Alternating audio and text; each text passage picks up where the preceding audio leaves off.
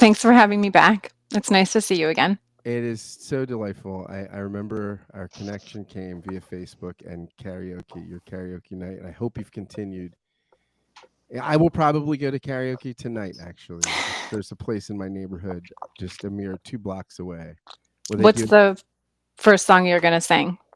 I'll probably do Radiohead Creep, but I might do Frank Sinatra's Swinging on a Star. I've never done that, but I was thinking about doing it. So sometimes, Excellent. yeah, you get caught in ruts with karaoke. It's one of those things where, it's just like theology gets caught in ruts. And when something doesn't evolve, when it doesn't change, when it doesn't grow, when nature selects it, it dies sometimes. And you have written a provocative piece where you ask the question, is your discipline theology? You say, is theology dying? Subtitle, Doing Hospice Care for an Academic Discipline. So in this instance, are you the patient? If the metaphor is hospice and you're teaching theology, are we giving you the morphine? Are we giving you the painkillers? Are we how are we doing this? Who's the patient here?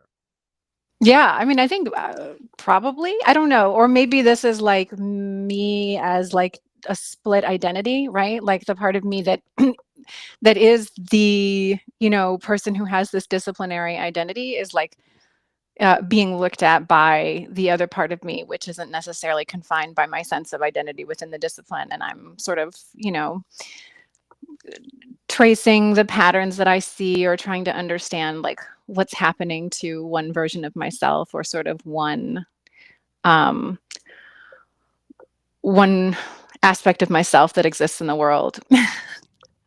So you've got a couple things going. You might need a death doula, right? The discipline might need it. You as a practitioner might need a death doula, and you might need some kind of psychoanalytic or psychiatric work because you might be having split personality. You're talking to yourself. You might be having an out of body experience, something along those lines. You say in the first sentence, I love the first sentence that grabs me. This one grabbed me. People often assume that theology is only for true believers, those who want to defend the existence of God against the skepticism of secular outsiders. I wonder if you were, a lot of my listeners are not religious, or are not, and many aren't in the Christian tradition if they are. So I have a lot of Jewish listeners, I have all kinds of listeners. If you were trying to define, you teach theology at to undergrads. If you were going to define your discipline in just a couple sentences, you're at a karaoke bar, say, and someone says, "I loved the rendition of whatever song you did. How are you? What do you do for a living?" You tell them you teach theology. They say, "What's that?" How would you respond? Maybe I would say that it's the discipline that studies theories about more than human forms of power. More than human forms of power, like things that are supernatural. Do you mean transnatural? They can be, but I think sometimes they're not. I mean, a whirlwind is more than human. A tornado is more than human. I mean, I'm I'm playing a little bit with a term or a category that people often hyphenate, right? People will often use this term more than human, and it's often meant to refer to non-human worlds, but in a way that kind of speaks about animals and nature with less derision than we often tend to, right? So it's not about saying like that these non-human life forms are less than human; they're more than human. But I think one of the things that's been kind of interesting to me to to sort of think about with that term or that category is how um, more than human applies to a lot of figures and categories outside the figure of the human. Right? So gods can be more than human. Animals can be more than human. Nature can be more than human. And I am most interested in theologies that don't, or I'm most interested in thinking about theology as a field or a discipline that doesn't necessarily cordon off one of those forms of power and to say, like, well, we only talk about this one here, which I think is What I assume a lot of people probably think of theology as, right? It's like where you study God, not gods, God. Because the assumption would be that those other gods don't exist. And so you wouldn't study them.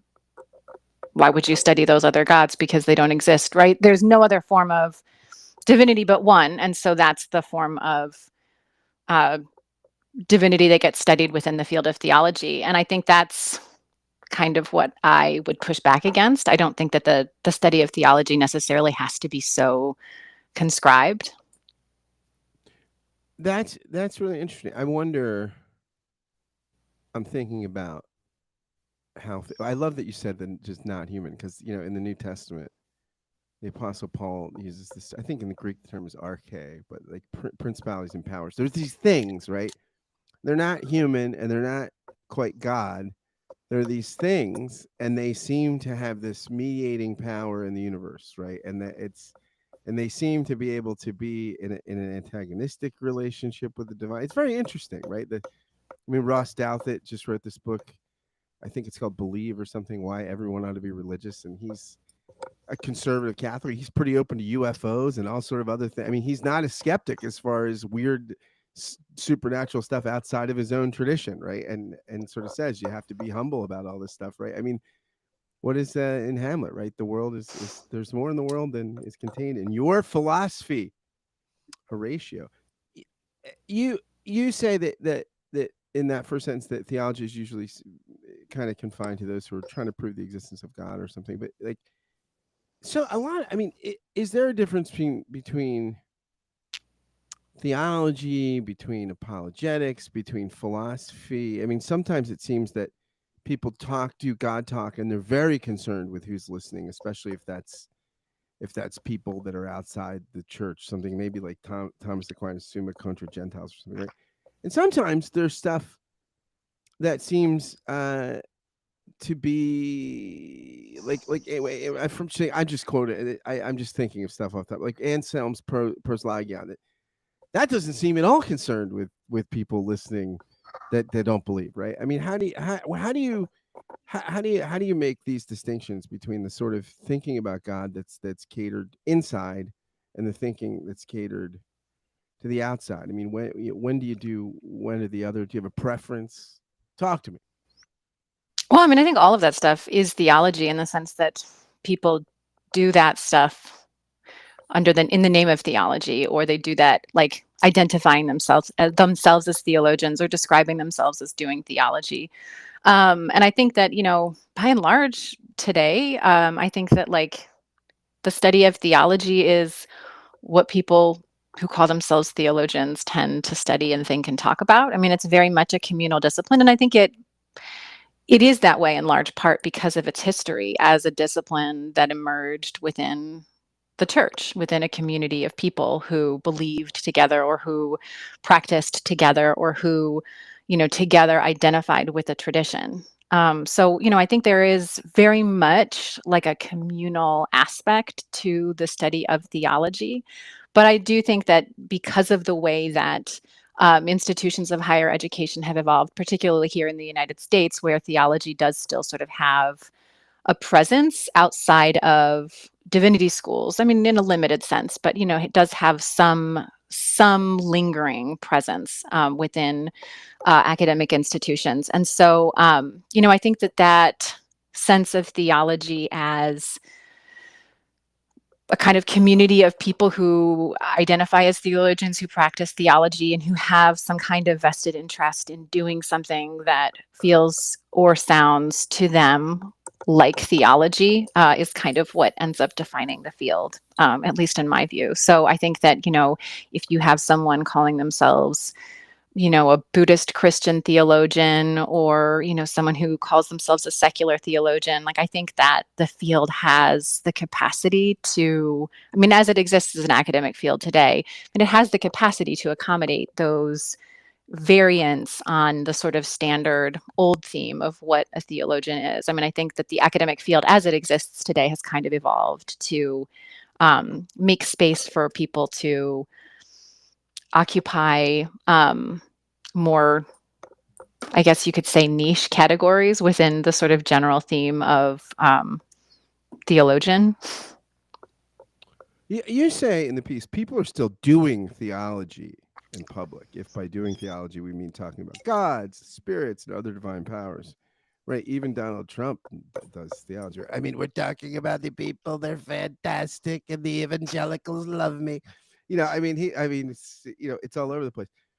But you say, but the field I was trained in as a scholar, academic theology, feels like it's dying. Now, is this, I mean, it's interesting because I think about if you look at just most of the church's history, theology is not done academically, right? I mean, it's not done by academics, if we're thinking the modern university context with peer reviewed journals and academic conferences, right, where you turn your receipts in at the end for the hotel bar and all that stuff. The trade sort of stuff that we think of that you would have in common with any academic, right? I mean, what's the change in the church in theology's history when it?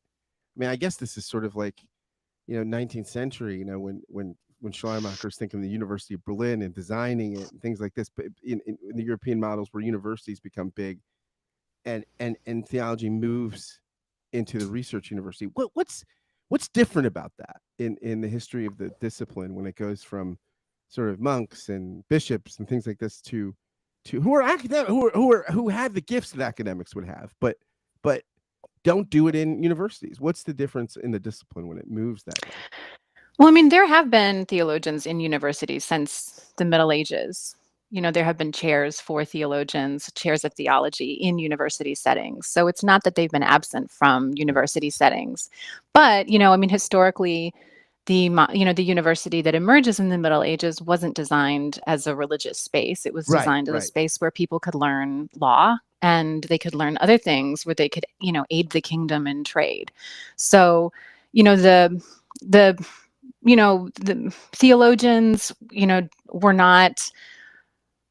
I mean, I think people talk about like theology being the queen of the sciences, and that, of course, is a very nostalgic and kind of inaccurate way of thinking about the relationship between theology and the university. But already in the Middle Ages, there were like emerging spaces for theology and theologians in an academic environment. And so you did, of course, have monastic institutions where the bulk of work that we today describe sort of glibly as theology was getting done and being produced. But you did also have these emerging spaces for, scholars who had something to say about the Bible or who had something to say about the relationship between theology and philosophy or theology and the sciences. So those little spaces were kind of opening up, and theologians were making kind of they were making tenuous advances into academic zones and spaces of research. But of course, it was a bit of a liability for them because,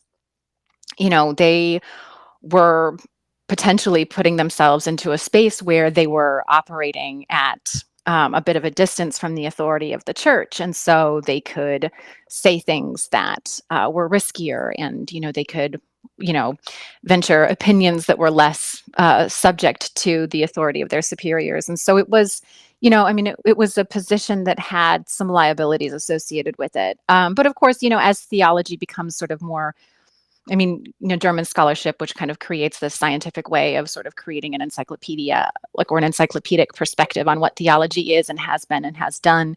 I mean, this certainly begins to change the way that the field or the discipline works in academic settings or in contexts. And then, of course, in the United States, I think one of the stranger advances for the field of theology is that, it becomes like one of the first real professional degree programs in the United States. So, it becomes kind of an important part of education here, in the sense that it was just like a professional option for people where they might not have had one previously. And so if you were educated enough, you might be able to go on and become a professional and become a pastor and lead your community and become a community leader with the kind of authority that people thought you needed.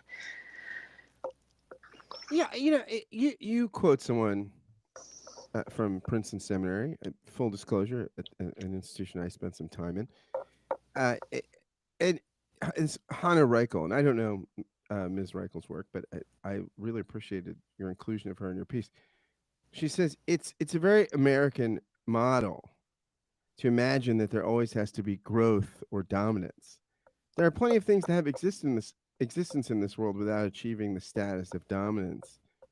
And this does not mean that they will go rapidly extinct, right? I mean, that's so she seems to be envisioning like that the discipline somehow will evolve. It will evolve differently in a world where the church maybe has less of a hegemonic or dominant presence, and where people I mean, this is already true, right, in the UK. I mean, if you go to church or synagogue in the UK, you're weird. I mean, my friends tell me that's just a weird thing to do there, but they still have academic theologians, right? I mean, how do you talk to colleagues in countries like that about their work and how how it differs from your own kind of existence, where America is still a little bit more religious? Yeah, I mean, by the way, I think Hannah Reichel's pronouns are they, but Sorry, yeah, they. that's all right. But I mean, I did speak. I mean, in the interview, I did speak with one scholar who's in Australia, for instance, and I think we had quite a bit of conversation about just the differences between doing theology in the American context and doing it in the Australian context. And I think, by and large, I think that theology has felt certainly more. Um, Like, it has more institutional power in a place like the United States, historically speaking, but I think that that's part of what we're starting to see change more recently. So I think that, there have been, a number of, I mean, I have a lot of friends who left the US to do PhD programs in England, for instance, but have not been able to find work there in their discipline, and so have come back to the US to get work because there have just been more jobs in the field of religious studies and theology, and part of that is just that there's more academic jobs in the United States um, in general. But I mean, certainly in the field of religious studies and theology, there's just been more jobs, and I think that that's increasingly just becoming less and less true. Yeah, it's interesting because I exist in this whatever parasocial world of podcasting, right? And my sense is there's so much theology going on in this world, right? Where every theologian, like, or well, not everything, but a lot of people, everybody's talking theology. A lot of folks are getting big followings. They're doing all kind of God talk. They're having all kinds of conversations. It seems pretty vibrant, right? I mean, it's pretty alive. It's. I mean, what do you think are the consequences of theological discourse moving from something like a university, right, with people that are trained that way, to the parasocial weird reality of the interwebs where people are just talking and reacting and sending hearts and doing gifs and all this stuff? I mean, how is that changing the conversation?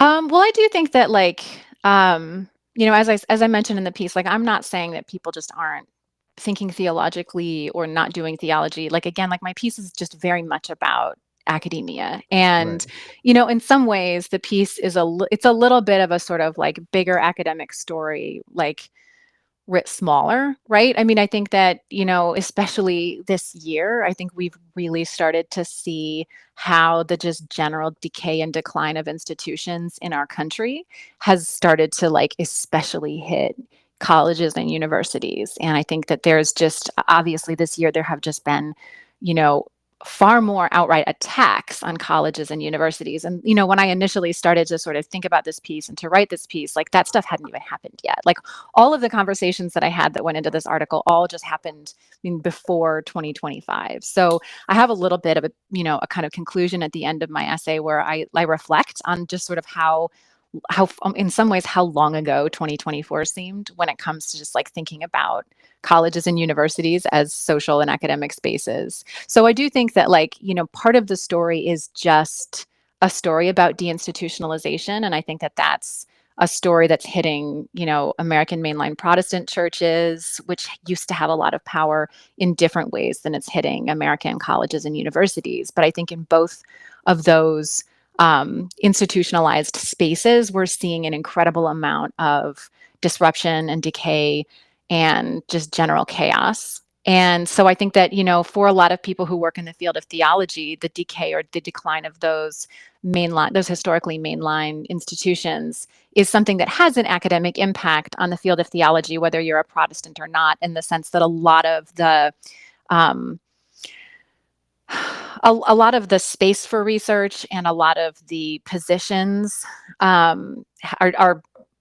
in those mainline or formerly mainline academic institutions. I mean, even at my college, I'm not in I'm not in a seminary. I'm in a small private liberal arts college. That's where I work, and my position is in a department of theological studies, which just wouldn't exist if the college hadn't also been like an historically Presbyterian school. So it's just like it's by the interesting accidents of history that a department like mine exists that will employ somebody like me who's not, teaching people to become Christian ministers, right?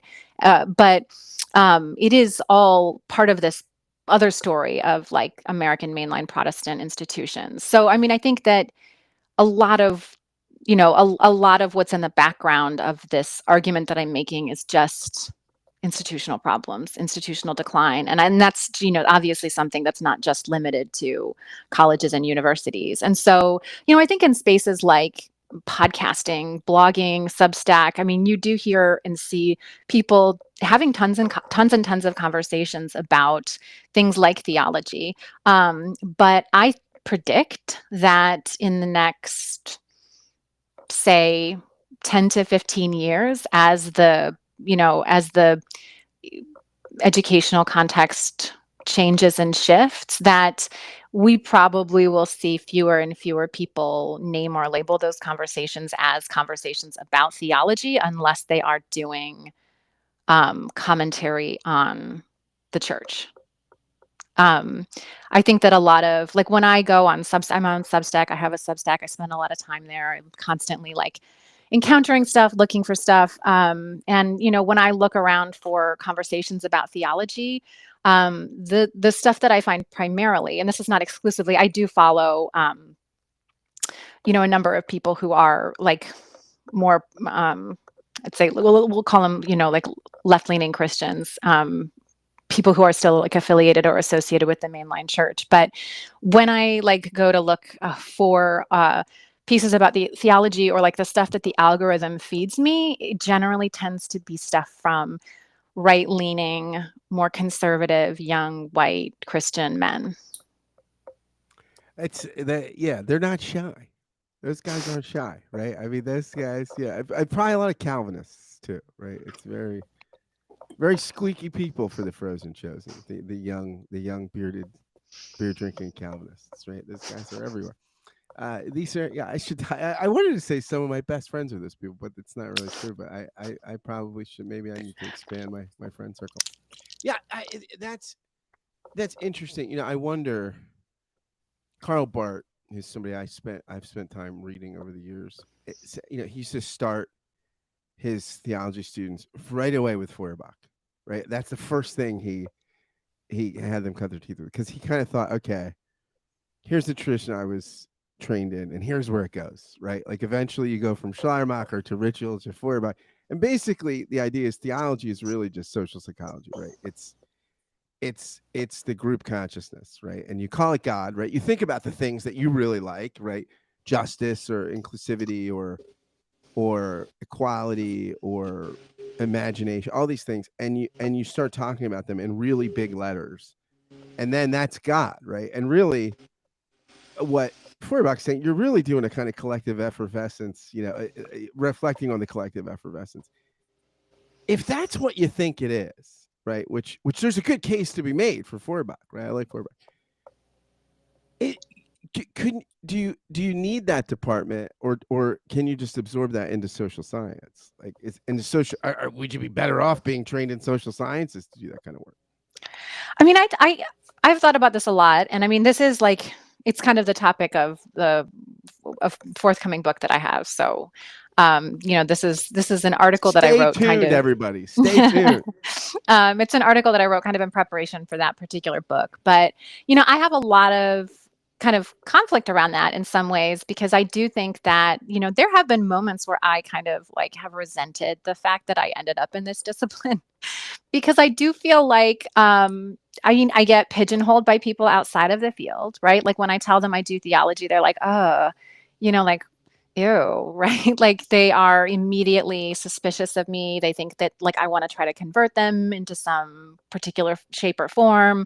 They think I'm like anti-science, things like that. So it's definitely like a field that's stigmatized outside of theology, and it's been hard to have interdisciplinary conversations because of that.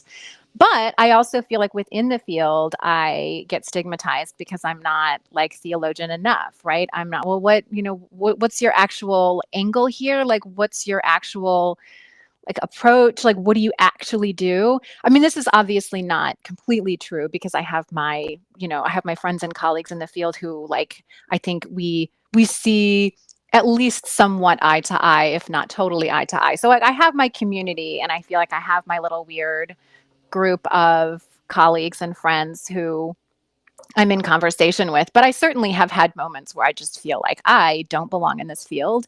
And because of that, I kind of resent the field itself. So, I mean, I do think that, when I was younger, I had a lot of questions about whether I should do a degree in literature, right? I thought about doing a comparative literature degree right after I graduated from college. I was a double major in Spanish and comparative literature as an undergrad.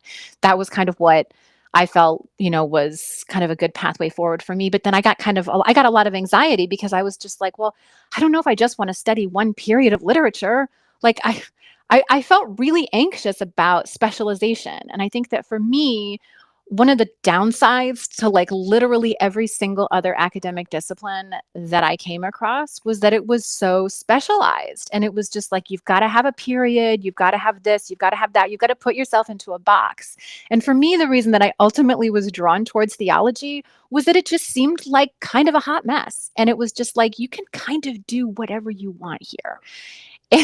And I loved that about it. And it's kind of true. And I like that is the part, like, that's one of the things that I lament the loss of when I think about the loss of the field of theology, because I do think that it's a field that brings together so many different kinds of conversations and disciplines. And like, depending on, who you are and like, what sort of stream or vein or tradition you're arguing for or within or against, and like what kind of stuff you're into and what kind of people you want to be in conversation with, like you can really stage so many different kinds of conversations in the field of theology. And I think that like, to me, I see it in some regards as like a little bit of like one of the last bastions of just like pure generalism in the university. um, and I think, philosophy is a little bit like that, but I still think it's probably more narrowly specialized in many ways than theology is. So, yes, I think, a lot of the things that people want to do in theology, you can very, very, very much do in another field, because I think that a lot of people who do theology are doing interdisciplinary work. So you could do anthropology, you could do sociology, you could do literature, you could do biology, you could be, an ecologist, like whatever, right? And you could do theology in any of those fields or disciplines, even if you don't call it theology. Because I actually look at a lot of projects, especially like popular science books, and I'm just like, oh yeah, this is like in my mind a theological project, but they don't call it that, God Now, forbid. are you saying that because there's like truth with a capital T? I've heard Cornel West say this on multiple public forums. Like, you're just doing I mean, you're doing truth in big letters, metaphysics, call it ontology, but you're going beyond empirical stuff. You're going beyond stuff you can touch, see, smell, to big arcing stories and themes, and asserting things that you or can't trying to find in a lab. illuminate or trying to illuminate dimensions of the unseen, right? And looking at, plants, for instance, as, phenomena that we can study and try to understand, but that also kind of open us up to unseen dimensions that are explainable, but only to a point, right? I mean, I do think that there are a lot of projects that try to sort of lure us into this recognition that there's always more to reality than we can see or touch or understand, and to try to get us not to necessarily like exhaustively understand it, but to try to open ourselves up to that like weird mystery that's kind of at the core of all things, including like a flower or whatever, right? I mean, I read those as theological projects in the sense that I think that they want to try to like draw us into conversations about maybe not just truth, but also like just mystery and the kind of like weird, irresolvable kinds of uncertainties that we encounter at the heart of everything, and the way that like even, botany can kind of confront us with the limits of our knowledge, and can kind of remind us of the importance of a kind of unknowing sensibility. I mean, all of that stuff, I think I hear and see echoes of specific theological practices and discourses and conversations in those things. And so, I think there's lots and lots of work in lots and lots of different fields that, like, as a theologian, I read it. And to me, it reads as theological in that sense. I have a good friend who's a rabbi, and he told me, pretty progressive guy, very interesting guy, very cosmopolitan guy. He says, what frustrates him is pediatric faith. And he says that what's interesting is you have these people in congregations and synagogues that are pretty sophisticated. They have advanced degrees. They're professionals. They read the New York Times. They're in general their life is very sophisticated, except when it comes to their own religiosity, where their faith stops developing in childhood, and they keep a pediatric faith, right? And they do various things psychologically with it. They're just fragmented from they just keep things compartmentalized, or they have a weird way of mythologizing things, right? I mean, do you see that with religious students? I mean, do you wind up having to confront the pediatric faith with ideas that are pretty complex in your theology classes? I mean, are kids like, I don't want to hear this? No, no, no, no, no, no, no. I like the spy in the sky stuff. I mean, how do you deal with that as you are on the ground with the young people, as they say? I mean, I think it's not just religious people. I mean, I do think that, like, to some extent, um, I think that, I guess if we want to kind of just take a kind of classic secular sort of like secularization thesis like approach to the question. I mean, I do think that to some extent, like, we're not really encouraged to have many conversations about stuff like this. And I think we're often taught that this stuff is like inappropriate to talk about. And, you want to avoid talking about it too much with other people, especially people that you don't know very well, because it's really messy. You don't want to impose your way of thinking on other people, but you certainly don't want to have their way of thinking imposed on you. And so I think that, like, for both religious and non-religious people, there is a very sort of like, I mean, this stuff exists within a vulnerable realm of their like mental landscape. And I think that when you start to look at it carefully, if it feels like it might fall apart, or if a line that you feel is really important to you starts to feel like it's eroding, I think it causes a huge amount of anxiety for people. And in my perspective, like, that has only become more and more true even over like the last 10 years. I think, it's way more true for me in my classrooms today than it was before COVID. I think that people have become so much more suspicious of one another and so much less interested in what other people actually think. And I think people come into my classroom in ways that they didn't even before COVID, with this, like, with a sort of fixed disposition already towards just what religion is and what it does for them. So I've got people who come into the classroom and they're like, religion is the most important thing in my life, and I have to protect it from like the infidel academics who want to destroy it. And then I've got, another set of people who are just like, religion is so like stupid and irrelevant, and it's like the cause of all violence in the world. And then I've got a lot of people who are kind of like, I have complicated feelings somewhere in the middle, and I'm absolutely not going to talk to these people about it because they're all messed up in the head.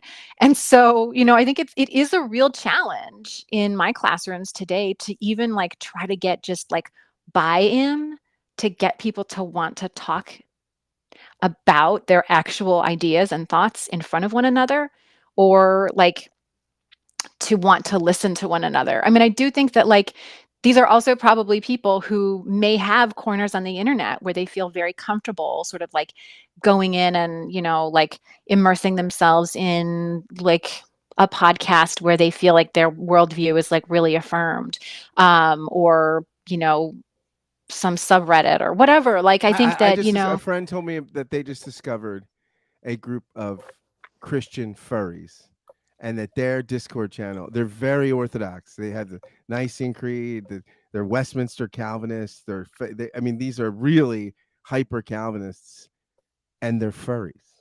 I mean, it takes all kinds, right? I mean, these would be some wild fellowship groups. I'm guessing.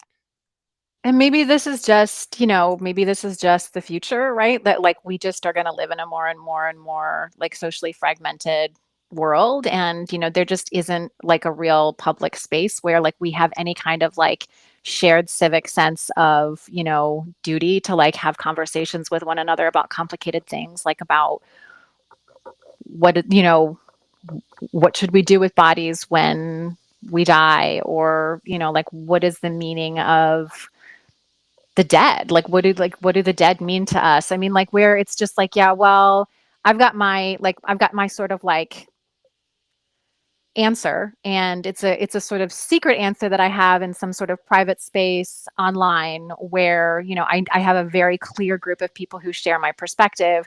But when I leave that like area of my life, like I just don't really talk about this stuff with other people because nobody else gets it. I don't know. I mean, maybe that's just the future. And I think in a world like Yeah. that, then obviously like a field like theology is just so inappropriate, because like why would you ever talk about like that kind of intimately important personal stuff in public with other people? Yeah, and it's interesting because Ross Douthat in his book Bad Religion kind of writes about this tendency. He says that what that does is it makes for kind of weirder, fringier theological thinking, right? On the right, on the left, and you wouldn't give birth to liberation theology or King or something like that through those silos, right? It's somebody with King who can draw on the Hebrew Bible, the founding fathers, American civil religious church, to come together with a tapestry to move people onto this ontological picture. That's yeah. I want to it's very interesting. I'm really I love these quotations from that you had from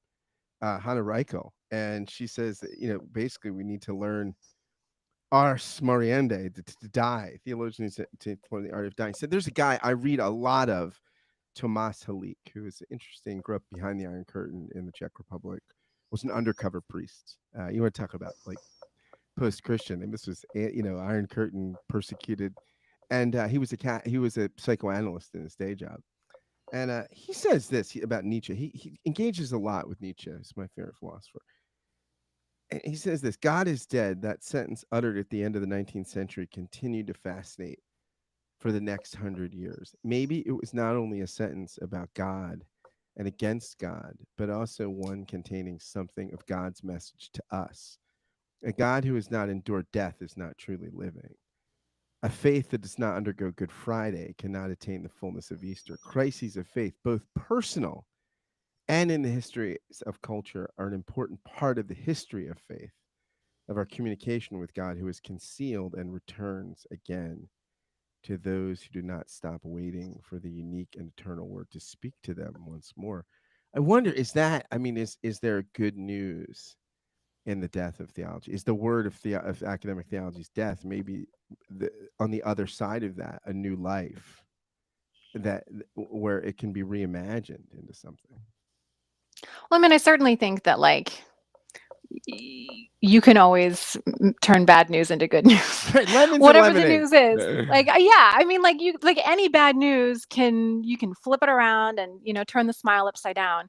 I mean, so in that sense, of course, like of course there's good news there. Like there's lots of good news. I mean, I think especially for people who don't want to talk about theology in academic settings, like the death of theology is great news, right? Like so, but I think I think that my like my sense is that like as much as I have ambivalent feelings about whether or not yeah, I think there would be good things about theology as an academic discipline, like continuing to exist in the world. I think there are bad things, like on balance, like do I think it's better or worse for it to survive? I don't actually really know, right? Like I have enough like ambivalence in terms of my own feelings about the discipline to not really like be able to decide definitively whether or not it's like a great discipline or a terrible one.